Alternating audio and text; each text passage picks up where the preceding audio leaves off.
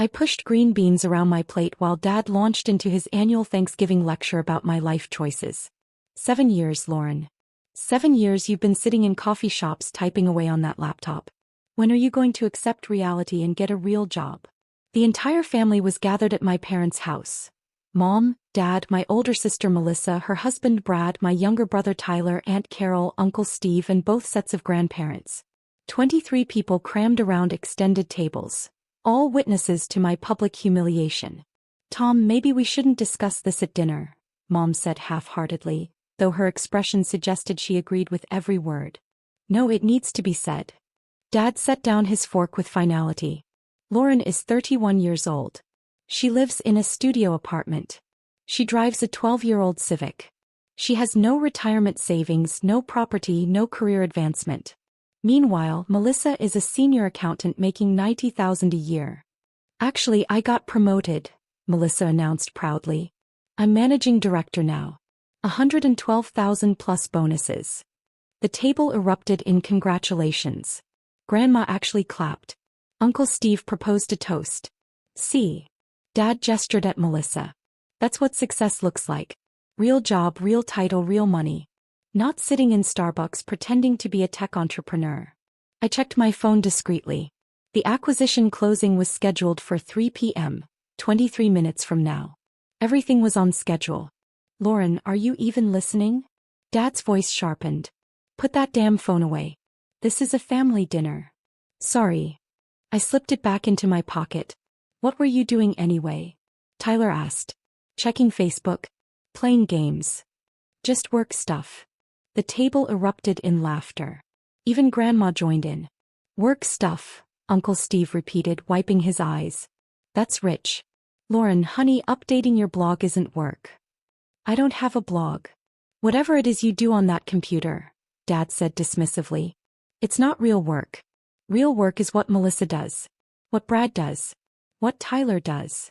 He pointed at my brother. Tyler's been at his accounting firm for 2 years and he's already up for promotion. Because he understands what real career progression looks like. Tyler had the decency to look uncomfortable. Dad, I'm sure Lauren's projects are important. Projects? Dad laughed bitterly. She calls them projects. I call them a waste of 7 years and a Stanford education. I'd founded Dataflow Solutions 7 years ago with 2 classmates from Stanford's computer science program. We'd built enterprise workflow automation software, tools that helped companies streamline their operations, reduce redundancy, and optimize processes. Our first client had been a small consulting firm.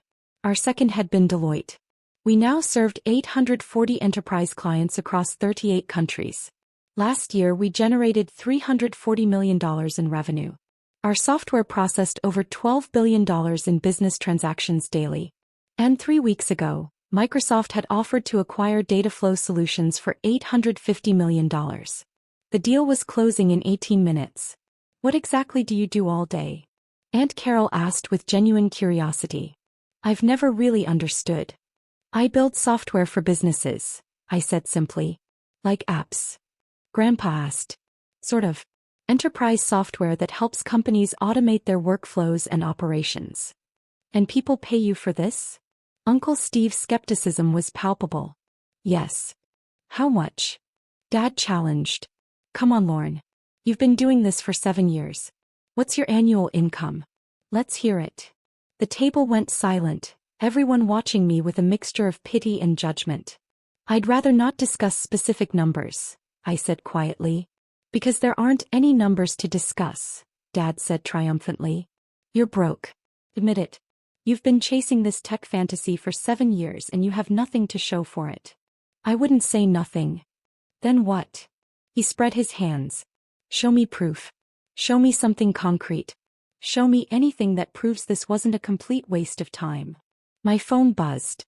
A text from Robert, our CFO. 15 minutes to closing. Legal team standing by. Microsoft's team is in position. Everything ready on our end. Still on that phone, Mom said disapprovingly. Lauren, this is family time. Whatever silly game you're playing can wait. It's not a game. Then what is it?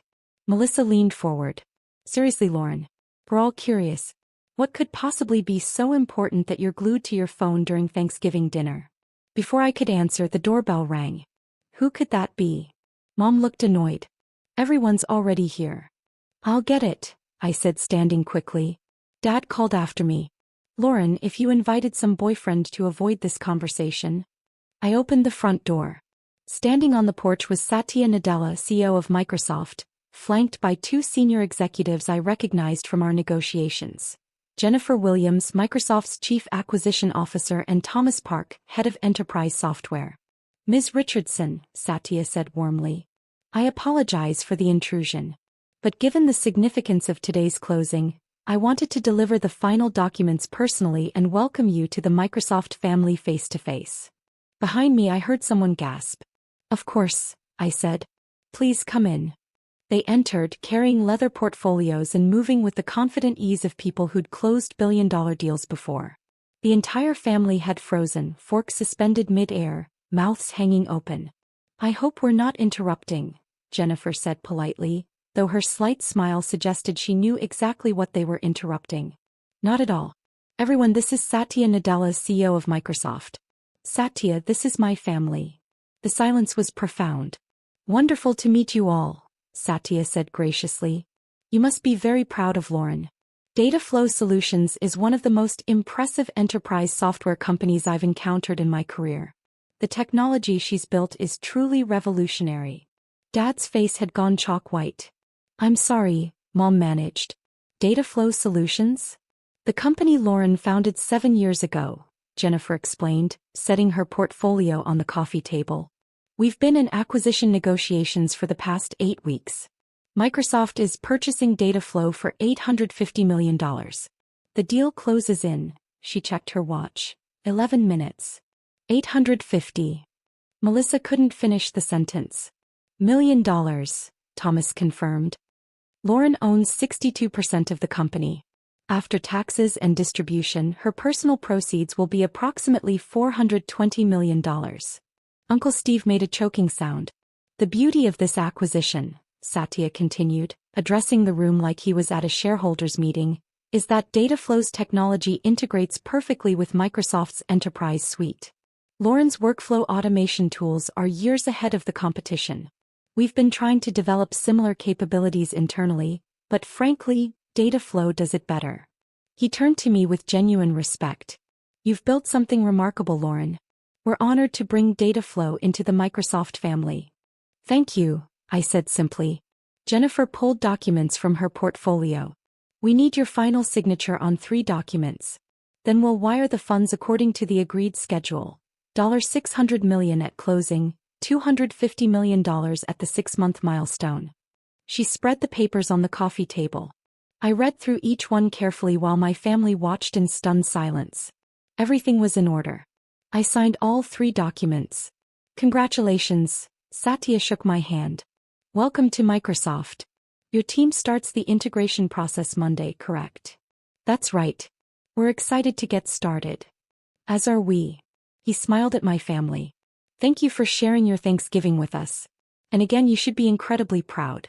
Lauren is going to reshape enterprise software over the next decade. The 3 Microsoft executives showed themselves out. The door closed behind them. Nobody moved. Nobody spoke. I walked back to my seat at the table and picked up my fork. Where were we? Oh right, Dad was explaining how I've wasted 7 years and have nothing to show for it. Dad's mouth opened and closed like a fish. $420 million, Tyler whispered. After taxes. Actually, it's a bit more complicated, I said conversationally. The $850 million is the purchase price. But there are earn-out provisions based on revenue targets. If Dataflow hits its projections over the next 3 years, total proceeds could reach $1.2 billion. My share would be about $590 million after taxes. I don't understand, Mom said faintly. You said you built software.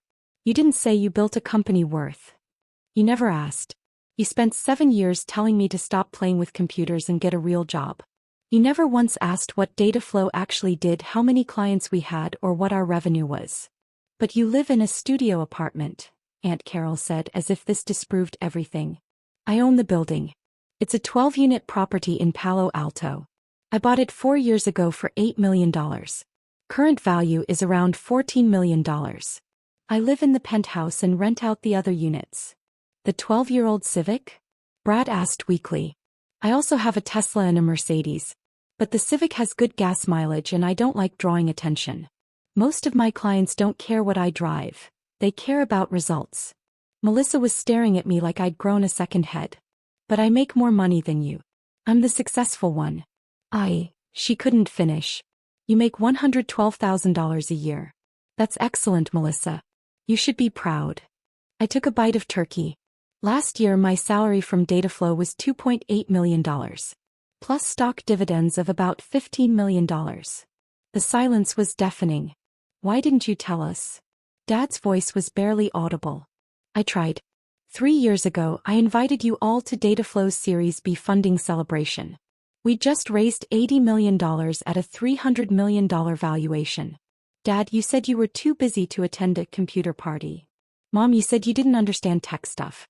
Melissa, you said it sounded boring. I set down my fork and looked at each of them. 2 years ago I was featured in Forbes' 30 Under 30 list. I sent you the article. Nobody mentioned it. Last year I testified before the Senate Commerce Committee about enterprise software regulation. I called to tell you about it. Dad, you said, that's nice, and changed the subject to Tyler's promotion. We didn't know it was important, Mom whispered. You didn't care. There's a difference. You decided I was a failure and nothing I said would convince you otherwise. You needed me to fail so you could feel superior about your conventional career choices. Dad's face crumpled. Lauren, I was trying to protect you. I didn't want you to waste your life. I didn't waste anything. I built a company that serves 840 clients in 38 countries. I employ 420 people who depend on me for their livelihoods. I've created technology that processes $12 billion in transactions daily. Microsoft just paid $850 million because what I built is that valuable. I'm sorry, he said, tears streaming down his face. I'm so sorry. We were wrong about everything. Yes. You were. I stood up and gathered my coat. Where are you going? Mom asked desperately. We haven't even had dessert. I have a closing celebration with my team in an hour. We're flying to Seattle tomorrow to start the Microsoft integration. I need to go. Lauren, please, Melissa said. Don't leave like this. We want to celebrate with you. We want to be part of. You had 7 years to be part of it. 7 years to ask questions, show interest, support my work. You chose to mock me instead. At every holiday, every family gathering, every single conversation, you treated my life's work like a joke. I picked up my purse. But we're family, Grandma said, speaking for the first time. Family forgives. Family also supports. Family believes.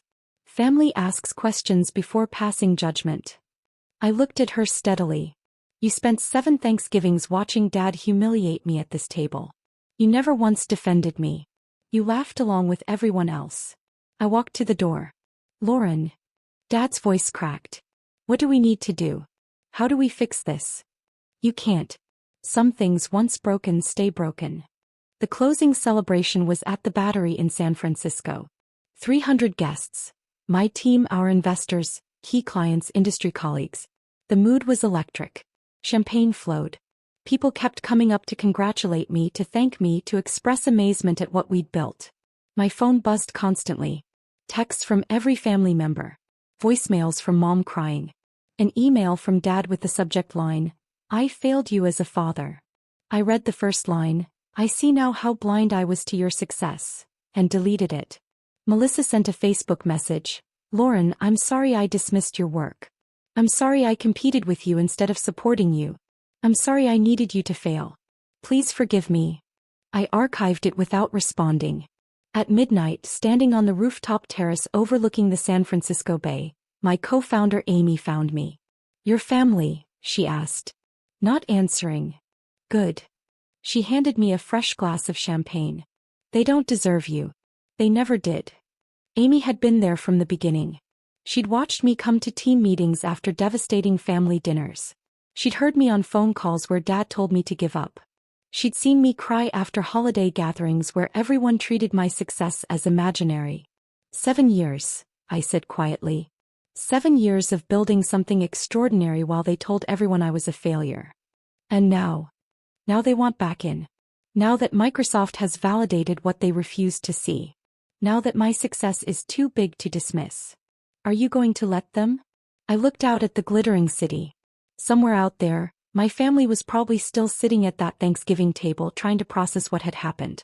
Trying to reconcile the daughter they'd mocked with the CEO Microsoft had just acquired for $850 million. No, I said finally. Some doors close forever. Some relationships break so completely that the pieces can't be put back together. No regrets. I thought about it. Really thought about it. No regrets. They had 7 years to choose me. 7 years to believe in me. 7 years to see me for who I really was. They chose not to. They chose mockery, dismissal, and public humiliation instead. I raised my glass to the San Francisco skyline. They made their choice. Now they live with it. 6 months later, Dataflow's integration with Microsoft was complete. Revenue had increased 120%. Our technology was now embedded in every Microsoft enterprise product. Industry analysts were calling it the most successful acquisition integration in Microsoft's history. I'd bought a house in Pacific Heights for $22 million. I'd donated $50 million to Stanford's computer science department. Forbes had put me on their cover with the headline, "The founder they underestimated." The article detailed everything. The family dinners. The mockery. The CEO showing up with acquisition papers. The whole story went viral. Dad called after the article published. I didn't answer. Mom sent a letter to my office. I returned it unopened. Melissa tried showing up at my house. Security turned her away. Tyler, who'd been the least cruel, sent one final text. "I understand why you won't talk to us. I just want you to know I'm sorry. I should have defended you. I should have asked about your work. I should have seen you. I failed as a brother. I don't expect forgiveness. I just wanted you to know I see my failure now." I read it 3 times. Then saved it without responding. Because some apologies come too late. Some damage is too complete to heal. They'd had 7 years to see me. 7 years to ask questions. 7 years to support rather than mock. They'd chosen mockery. And I'd chosen success. We both had to live with those choices. I just happened to be living with mine in a $22 million house, with a $420 million bank account, and a career that had reshaped enterprise software. While they lived with the knowledge that they'd destroyed their relationship with me because they couldn't see past their own limited definition of success. Dad had been right about one thing. Actions have consequences. He just never imagined those consequences would apply to him.